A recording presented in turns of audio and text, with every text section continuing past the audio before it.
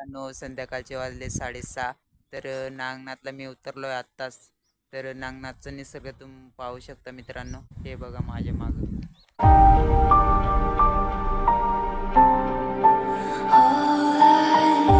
मित्रांनो, तुम्हाला मी नांगनाथचा गाव दाखवतो. हा बघा छोटाचं गाव आहे. तर ती शाळा आहे समोर. त्या डोंगरा त्या बाजू तिकडे खोपवले आहे.